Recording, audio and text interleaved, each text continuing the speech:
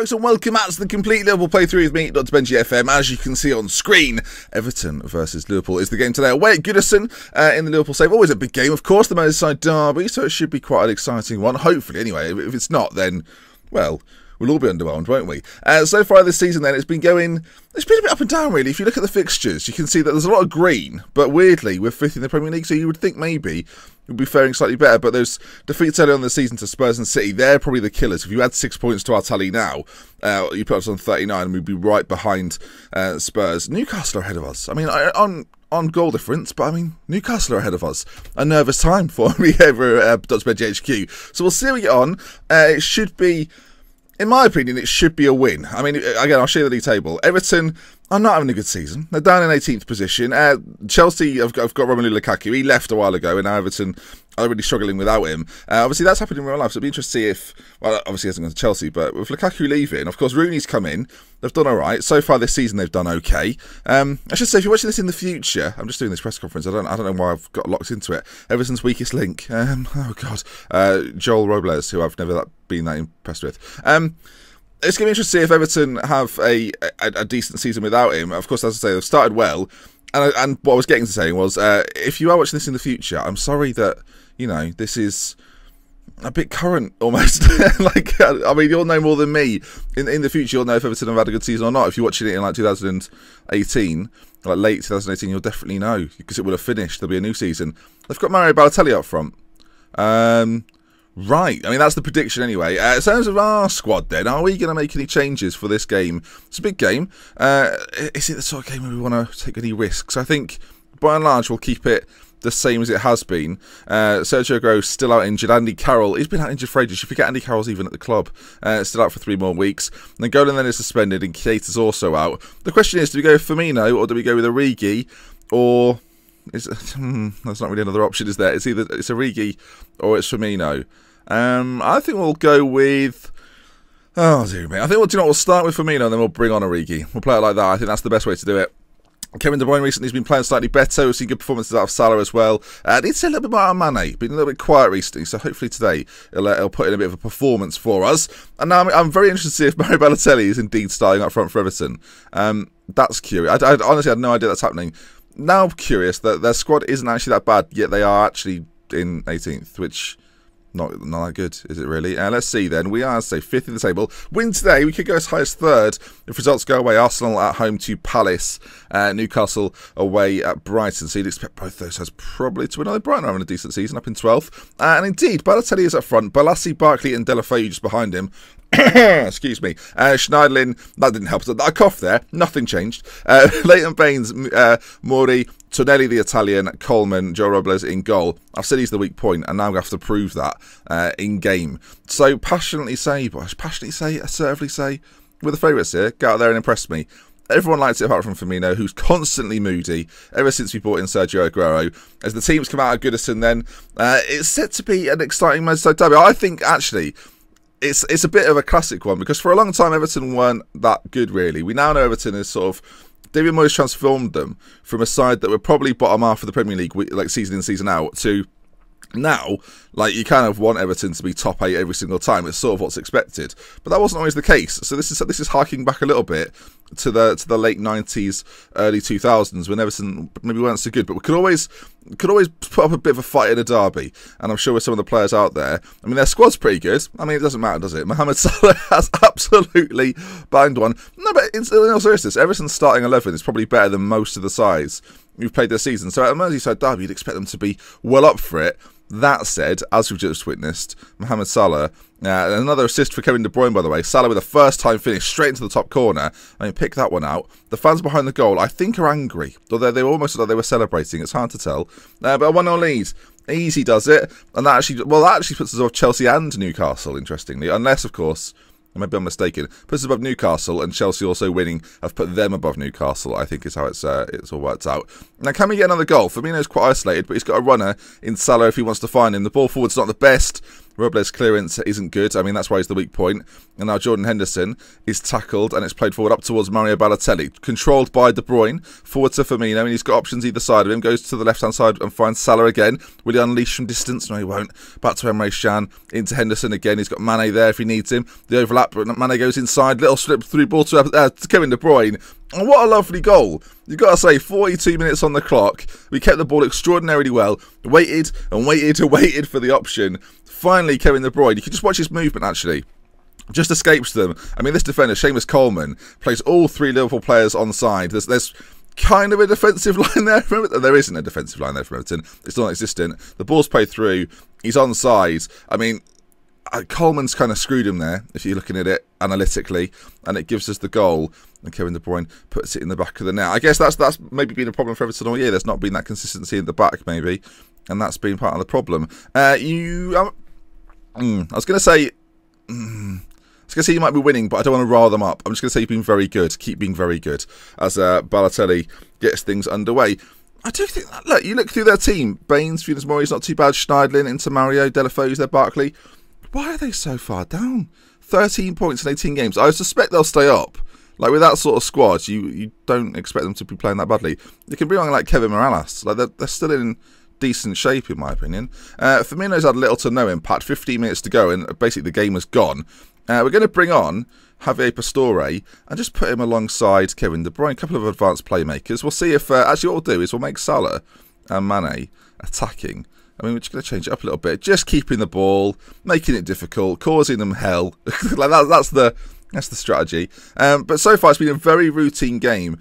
And I'll be honest, they've actually completed more passes than us as the home team. It's going to be a free kick. And if we lose from here or draw from here, I'm going to be very disappointed. Header's played in. Joe Hart claims he's had a slightly better season back up sort of second half of the season as it's gone so far. He's done all right. As the ball goes straight to Baines, though. Is this where Joe Hart makes an error and I look stupid? Maybe it is. Balotelli drives through. Mario Balotelli, wow, big chance. And if Everton had any chance in the game, you've got to figure that's the sort of goal they've got to be taking. Our average rating across the board, by the way, is 7.43 now, which is very high, you must say. Alexander-Arnold's also been doing well. And what I'm going to do after this is compare a few players and see how well some of our younger players are doing comparably to our older players, and whether attribute-wise they're making more sense to play. Like, we've got a lot of players right now challenging for position, and we're getting to that point in the season now where this seems to be my best 11. I mean, including Angolan, with Aguero in as well. So those two players coming in, there's an argument between Keita and Salah. It's kind of tricky, but there we are. Everton 0, Liverpool 2. A decent win for us. I mean, a win that we'll take to the bank. But this video is quite short, so we are going to look at a few bits and pieces at the end of the video and just check to see if we've got the better players out there. West Ham have sacked their manager. Anything else there? Mignolet close to triggering a permanent deal. I think he has to sign for 8.8 million if he makes, what, 3 more appearances? Who's he playing for? At West Ham, and now their manager's been sacked. That is magnificent. Okay, well, let's take a look at a few of these comparison things then. Let's first of all look at Trent Alexander-Arnold and compare him to Nathaniel Klein. Now, you can see Trent Alexander-Arnold is the green line, Klein the blue line. So, all in all, you suspect that Klein would still be the better defender and like they've played similar amount, well, not similar amount of games, he's played half the games. And in terms of quality, Klein is that half a star better. In terms of technical ability, though, Alexander-Arnold absolutely crushes him. But again, we're kind of looking at it as a defensive position. If you're a fullback on, say, support, they highlight them very briefly. Marking is marking's in slightly Klein's favour. Passing is identical. Tackling, Klein's a slightly better tackler. Crossing, though, and I think this might be one of the key details, Trent's got a slightly better crossing ability. If anyone's watching the Spal series as well, I mean, if you watch today's later episodes, as it comes out today, 59, for the context of people that are wondering, you might see that Trent Alexander-Arnold is in the top assist maker in Serie A in a few years. I think that crossing stat is a huge reason as to why. Physically, somewhat surprisingly, actually, I guess it's probably to do with age. Trent's only 19, Klein 26. He's a lot better physically. Stamina's much better, pace much better. Natural fitness is certainly better as well. Acceleration-wise, slightly better, as well as agility and balance. Jumping reach is exactly the same, and strength. Klein just edges him, but not that much. Mentally, you'd probably expect it. Slightly more leadership from Trent Alexander-Arnold for a younger player. That's somewhat surprising. But, yeah, so far, you can see as well, actually, tackles 1 per 90 minutes. Trent gets a few more done. An average rating, that's probably the big one, right? Klein's played double the games, but in the 8 games or so that Trent's played, 7.66, which is a very high average rating. Pass completion slightly better on the side of Klein. More assists, though, for Trent. I mean, again, that might come down to his crossing stat. And key passes per 90 minutes, almost one every other game, which is very, very good. He's also got a goal to his name. And yellow cards, Klein picks up more. So you'd expect Alexander-Arnold over the course of the season would get to play a few more games. Let's look on the other side, though. Jetro Williams, we've got. I wouldn't consider him necessarily a young player these days, but I want to compare him to Kolasinac. So let's just see how these two have done. They've played, again, similar amount of games. A few more goals for Williams, which I guess doesn't really make that much difference in a defensive context. Average rating, far better for Williams. When he's playing, or Wilhelms, people are going to be annoyed about that, I'm sure. Wilhelms, it's not Williams, is it? It's Wilhelms, and people have left a comment already. Distance covered, Kolasinac covers slightly more, but is that because he's positionally maybe not as good? You have to take those things into account. Tackles 1 per 90 minutes. He makes a lot more. Shots on target, that suggests that, I mean, that doesn't really make any sense. 60%, but he doesn't have one, but he scored 3 goals. I mean, mad. Pass completion, Jetro does far better. Key passes per 90 minutes, I mean, so he's slightly better. And again, he's got an assist to his name. Oh, no, it's 3 assists, not goals. You absolute prune, Ben. No goals, 3 assists. That's why. Shots on target percentage, because obviously he's had shots. And well, maybe Jetro's never had a shot. I mean, something to look out for in the future episodes. Right, is there anyone else we want to compare? Actually, there is someone I want to compare. How is Emre Can at 23 compared to Nangolan, who he obviously brought in, as I wouldn't say as a replacement, but you can see there that they've played a similar amount of games. Admittedly, Shan comes off the bench a lot for me. I think we've probably seen that quite often. So let's look at his stats per 90 minutes then, because that gives us a better average. Goals per 90 minutes, we're seeing Nangolan score far more. Assists, again, we've not actually seen an assist from Emre so far this season. As a midfielder, in a playmaker role, we probably want to see a little bit more from him. Key passes per 90 minutes, you're getting a lot more from Nangolan playing that deeper area. His pass completion is very, very similar, to be fair. Shots on target, maybe Shan's hitting the target slightly more. Tackles, in fairness to Nangolan, it was a big signing for me, and based on everything, again, I kind of bring it down to the average rating, that game in, game out, you get a better performance from Nangolan than you do Emre Can. In fairness to Shan, I am bringing him on, right? So he's never going to be able to light up a game in the same way that maybe a Nangolan can. Is there anyone else I want to compare? That's the big question. Let's compare Salah and Keita, who we saw quite a lot of in the early part of the season. We're playing them always as wide players, so I'm just interested. Where is he? There he is, right at the top there. Okay, well, similarly then, 12 starts for Salah, 19 total appearances for Keita. He started every single time, very ready to come on as a sub. That might be, I mean, these stats might be quite interesting to look at the end of the season. Of course, Keita's still out with an injury. He's got 3 weeks left on a torn groin muscle. And you can see from goals and assists, they're pretty similar. And I guess you give the credit probably to Salah in that he's not started as many matches. Goals per 90 minutes, you get more out of Salah. Assists, you get more. Key passes, slightly more. I should say the assists and key passes, the difference isn't too much. Goals, though, 1 every other game for Salah, whereas 1 every 3 games for Keita. You are getting more goals out of Salah. Pass completion ratio, Keita's is far better, which is, I don't know, we'll look at the stats in a minute. That's a bit surprising. Shots on target, Salah's hitting it far more. Tackles 1 per 90 minutes, very similar, not that much between it. Tackle completion rate, Keita's is far better. Physically, Keita is a bigger player in that regard. Distance covered is exactly the same, but they give it to Keita for some reason. And then, again, comes down to average rating. Very similar, in fairness. They play quite the same. Maybe these two are a better combination than Mane. I'm not too sure, really. If you look at the attributes, very, very similar across the board. It's quite a good comparison, actually. If you look at the averages, for example, you can see that technically they're exactly the same. Mentally, Keita just edges it. I think maybe on sort of some of the ones that aren't as important, maybe like bravery, I don't think it's that important for a winger. Leadership, aggression, well, you could say an aggressive winger might be have a better trait in there. There's a little bit of a height advantage for Keita, but the weight is, yeah, makes sense. I thought it was the same. It's not. I thought it was £3, but it's not. It's £13. Again, Keita can play with either foot. Physically, they're very similar as well, just in terms of raw speed. Salah's probably got a slight advantage over that. And again, with a little bit of a height advantage, Keita's a bit stronger.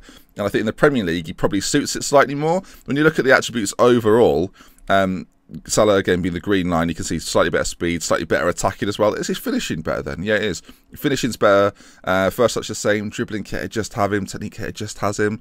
Which is curious. I mean, Salah's 25, Keita's 22. You would suspect then that over the next few years, Keita is going to become the better player. I think that's, I don't know if that's a foolish assumption or not really. I think that just seems to make sense. Positionally, of course, they can play on either side. They can both play the roles pretty aptly. So there we are. Right, that was quite interesting. I don't do this very often, and as it's a complete playthrough, I figured I might as well include this sort of stuff in the video. I guess the question is, how do we get performances out of players like Pastore, or with a January window coming up, is it the sort of time that we move him on? Are there players in this squad that we could afford to move on? Money-wise, there's not that much to spend, but if we can get maybe 20 million for Pastore, which are on the... I mean, how much was it? 21 million. If we get the money back, I mean, it's not a disaster. A player like Grujic, I thought would probably play a little bit more this season, but with the form of Nangolan, Henderson, Wijnaldum, Shanzer as well, you've not really seen too much of him. Same goes for Sheojo, really. I thought we'd see him feature a little bit more, but it's not really been the case. And that said, actually, he's improving remarkably well throughout this season. But there we are. A little bit of a rundown of a few of the players. Hopefully you've enjoyed that as well as the win, of course, against Everton. Next time, we have a game for you. It's Middlesbrough coming up. So, I mean, prepare yourself for that. Hold on to your hats. So we love with care for minutes. Until next time, I'll see you again very, very soon. Goodbye.